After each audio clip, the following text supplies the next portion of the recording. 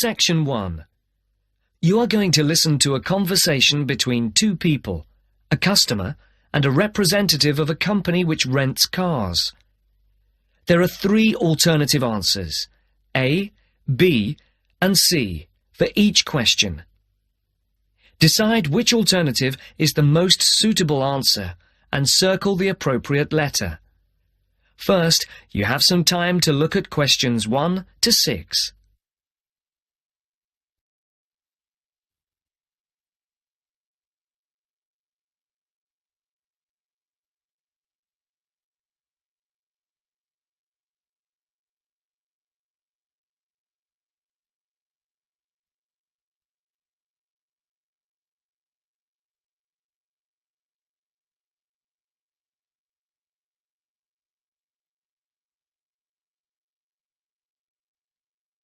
You can see that there is an example which has been completed for you.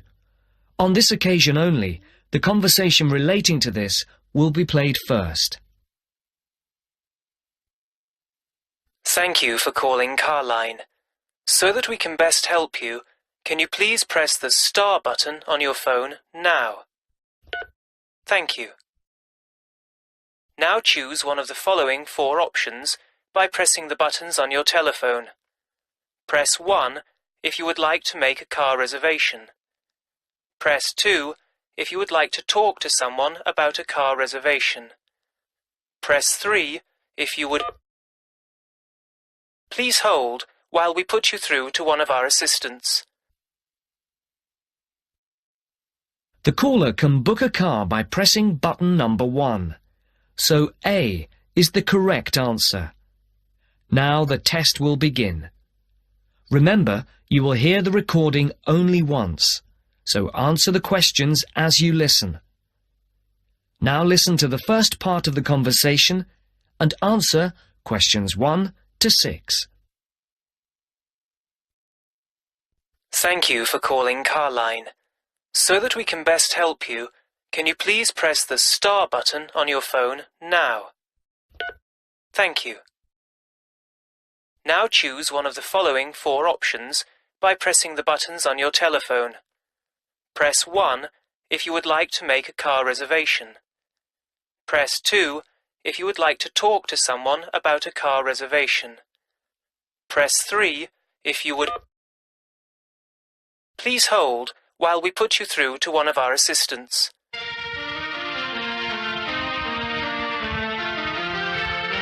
Good morning, Melanie speaking. How can I help you?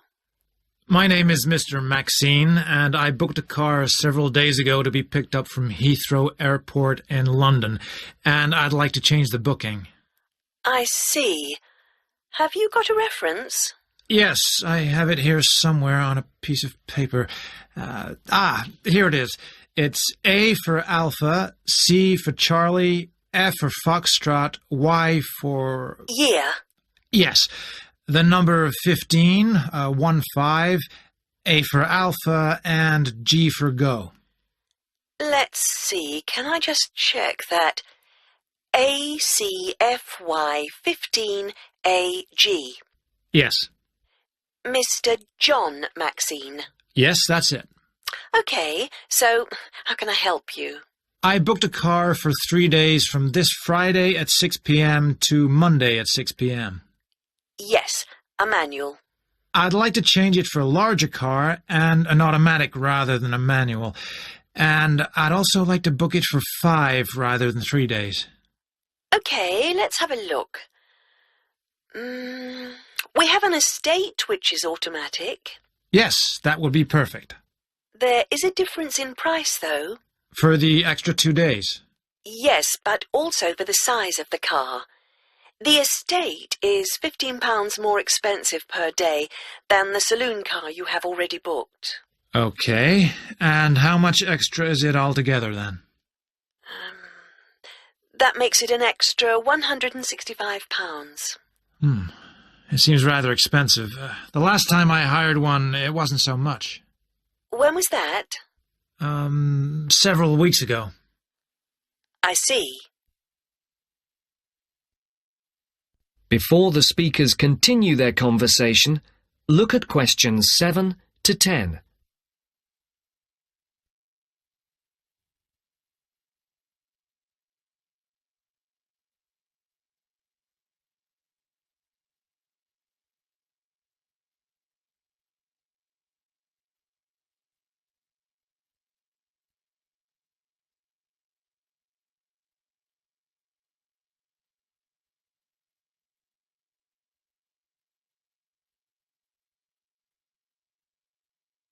As you listen to the rest of the dialogue, complete the numbered spaces 7 to 10.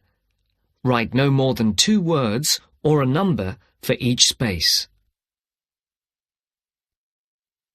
Well, it's basically because the rates change daily according to the cars available. The estate is the last automatic we have for hire for that period. We have a manual estate, which is cheaper, if that would help. No, it has to be an automatic. OK. Shall I debit your card for the extra £165? Is it possible for me to pay the extra in cash when I pick up the car at the airport? I'm afraid that isn't possible, as there are no facilities for handling cash at that time of the day. That seems odd. It's because the money can't be banked in the evening, and for security reasons, no cash is held on the premises. Okay, you can debit my card. You'll have to give the number to me again. Isn't it logged on the screen? For security reasons, it doesn't come up on the screen when we look at the booking. Any changes, and it has to be entered again. I see. It's 3445 9911. 3445 9911. 4425 4425 7750. 7750. OK, that has now been authorised. Shall we send the receipt to your Park Vale address? Yes, number 40. Is there anything else I can help you with, Mr. Maxine? No, nothing else, thank you. Have a nice trip. Thank you. Goodbye. That's the end of section 1. You now have half a minute to check your answers.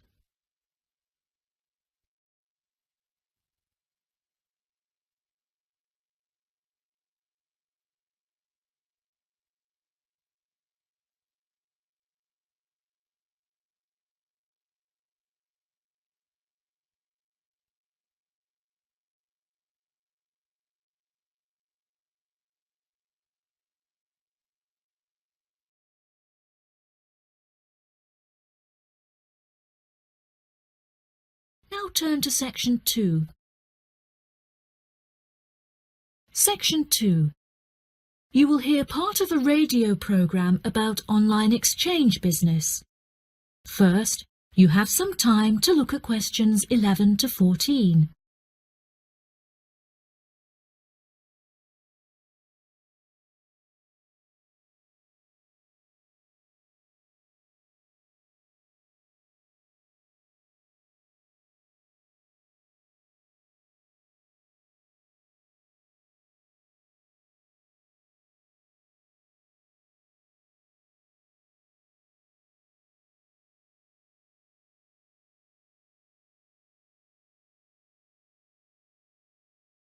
Now listen carefully and answer questions 11 to 14.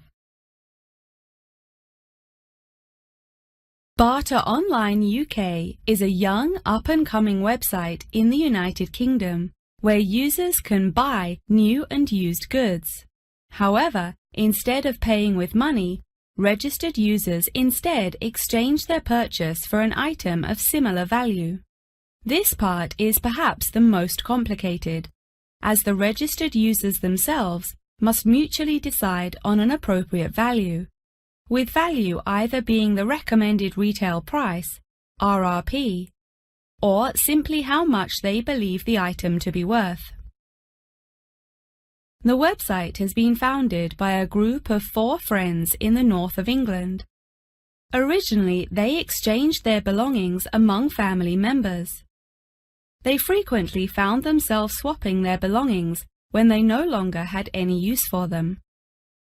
They live by the motto, "One person's trash is another person's treasure," and hate to throw things away.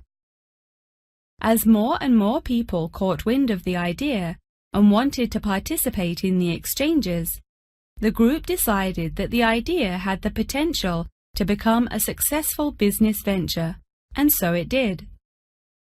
Barter Online UK is a startup online business, which took 3 months to set up, and has now been running for around half a year.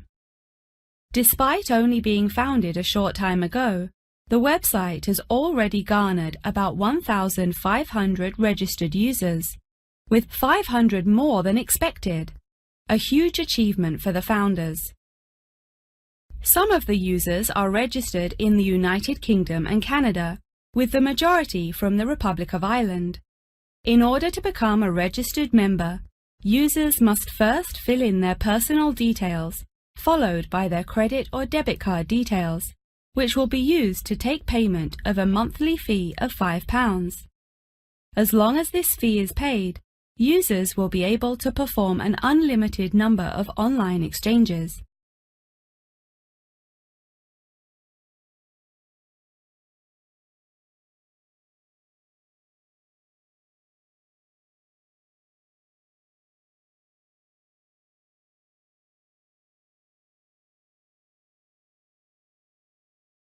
Now listen and answer questions 15 to 20. A multitude of items are sold on the website, such as textbooks, soft toys and tools. However, books for children and computer games are by far selected most. The exchange process itself is not as complicated as it might seem.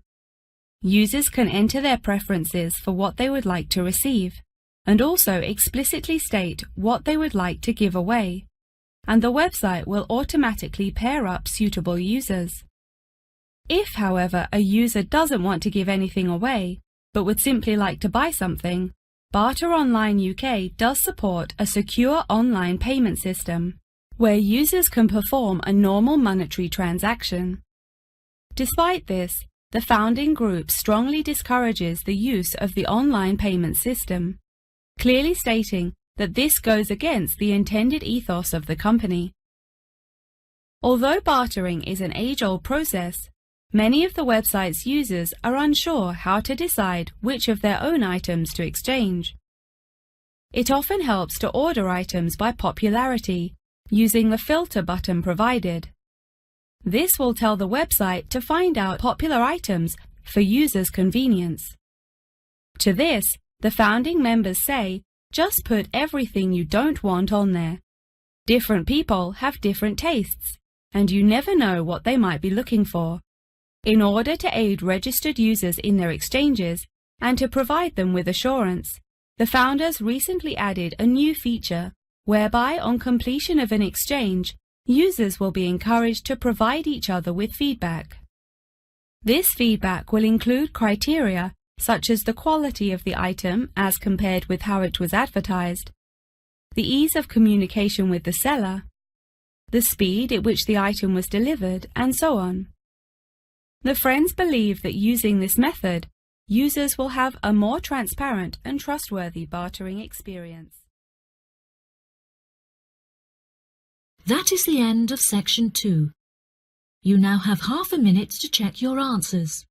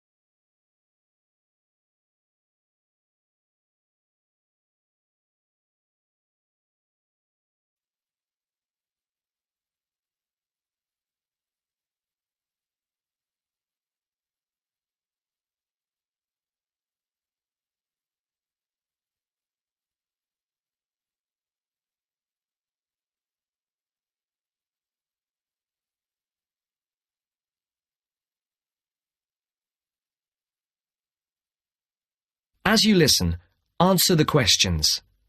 Write no more than 2 words for each answer. Ah, Francis and Steve, hi. Now, before we start the tutorial, am I right in thinking that you haven't heard about Lorraine? No. What about her? She's already left. What? Well, she hasn't told anyone. You sound surprised. Weren't you half expecting it? Yes, but she could at least have told us, though. We've been on the course together for the past 3 years, and it would have been nice to know. She always was the sort to keep herself to herself. Yes, I know what you mean. Did she give any reason? Well, she got that job. What? Yes, and she's been given permission to leave, as there's only a week to go before the end of the course. But she'll be back for the exam week. Oh, well, we'll just have to catch her on the mobile after the class. She's gone back to Wales first. Oh, dear. We'll get hold of her on the mobile. She did say that it might not be possible to contact her for a couple of weeks. Oh, OK. If that is what she wants. Before the conversation continues, look at questions 24 to 30.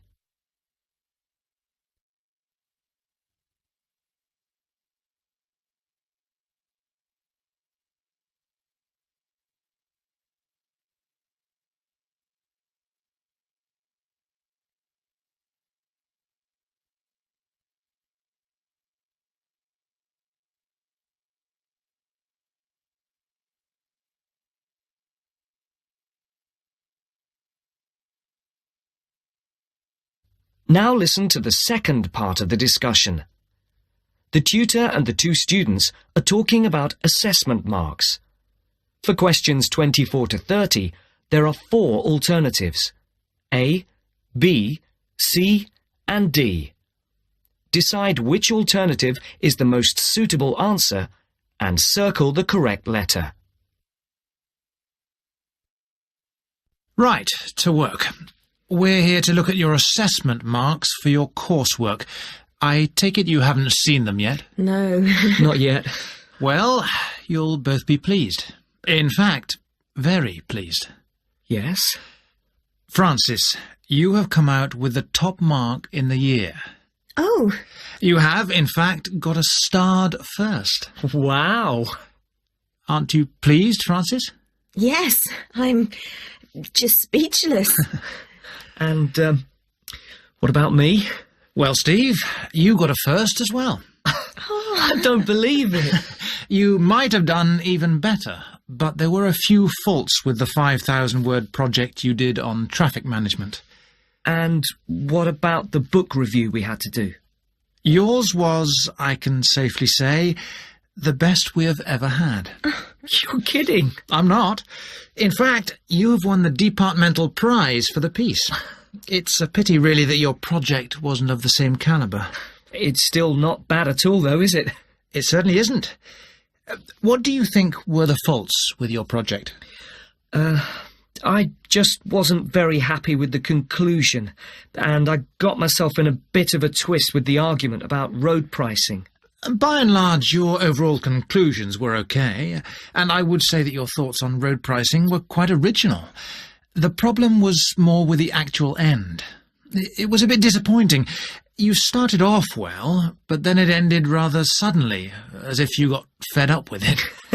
Yes, I did kind of stop fairly abruptly. I couldn't think of much to say, even though I knew it was important. Yes, that section needed a bit more work on it. But, as I said, by and large, it was very good. And, Francis, your project was excellent. So much so that we think you should take it further, and perhaps do a PhD, or at least an MPhil. What do you think? I hadn't really thought about it.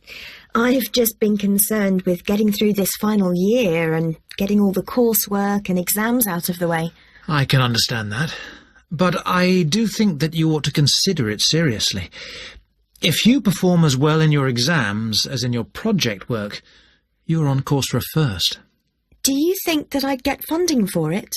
Well, any grant will be discretionary, but you have as good a chance as anyone else. I'd even say a much better one. If you do get a first, it'll be the only one we've had in this department for 3 years. And I'd be happy to be your supervisor. Thanks. I'd like that.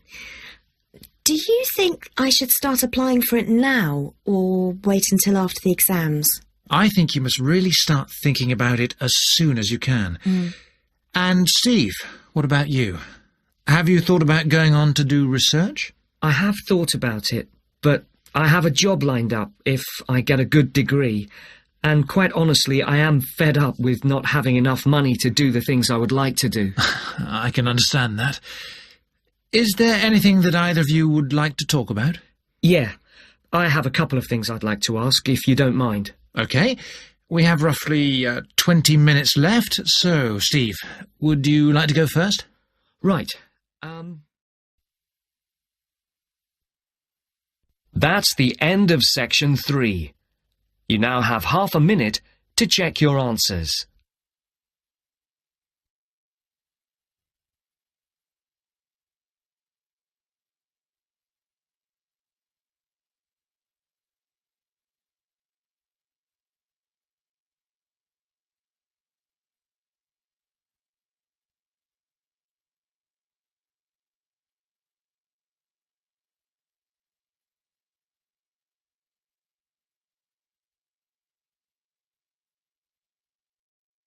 Section 4 on page 8 of your listening test booklet. Section 4. You will hear a talk from a series of lectures on the survival of our planet. Professor Samson talks about endangered species of flora and fauna. First, you'll have half a minute to look at questions 31 to 40.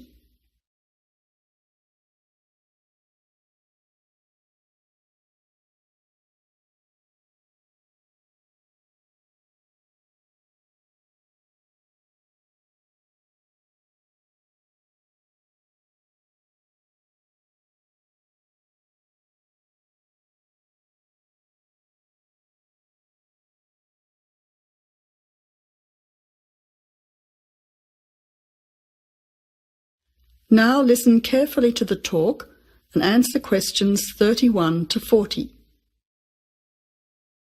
Good afternoon, ladies and gentlemen. Today's topic in this series of lectures on our planet is about ensuring the survival of our very important plant and animal species. In this lecture, I want to discuss one way that we can do this. No one will ever see a huge dinosaur thundering through the forest. No one will ever see a paradise parrot flash its rainbow colours across the sky. The fact is that many animals and plants have been wiped out. Sadly, they are extinct. It is too late for them. Extinction is forever. We can't do anything about the species that have already disappeared. But today, there are many animals and plants that could still become extinct in the future if we do not act now. They are endangered. The African elephant and rhinoceros have become endangered because of the value of their tusks. Australian parrots and reptiles are smuggled onto planes because certain people in other countries are prepared to pay thousands of dollars for them. And there are many other species around the world that are endangered because they no longer have a place in which to live and reproduce safely. The main cause of extinction is the destruction of habitats. A habitat contains all that a living thing needs to survive: space, light, water, food, shelter, and opportunities for reproduction. The population of the world is growing rapidly, and this is placing great demands on land and resources for housing and for growing food. When vegetation is cleared and swamps are drained for agriculture, mining and suburbs, or when rivers are dammed to store water, plants are destroyed and animal life is threatened. In other words, humans are changing and destroying the habitats of animals and plants, which is in turn reducing their chances of survival.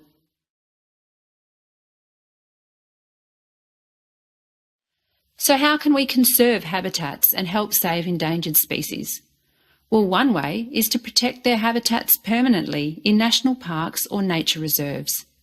National parks have been created in many countries. They encourage people to enjoy the beauty and diversity of the animals and plants that live there without harming them. By supporting and visiting these parks, people can become more aware of the species that live there and how the parks work to protect them. It is very important that, when visiting a national park, we keep them safe for future generations of plants and animals by obeying a few rules. Firstly, follow the fire regulations. Don't throw cigarettes or build fires, except at certain times of the year in especially allocated areas and facilities. Secondly, remember to leave pets at home. Pets, such as cats or dogs, can hunt birds or other small animals. Some pets might even escape and become a serious threat. Thirdly, place all rubbish in a bin or take it home. Plastic bags or leftover food are dangerous to the animals and harm the environment. Don't pick the flowers or damage the plants. Flowers create the next generation of the plant. Also, for the same reason, birds' eggs must be left in their nests. The loss of species in the past is sad. However, there is hope for the future. Despite the demands of our increasing population, we can work to protect the plant and animal species we still have.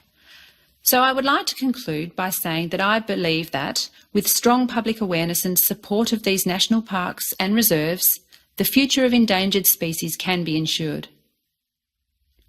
That is the end of the listening test. You now have half a minute to check your answers.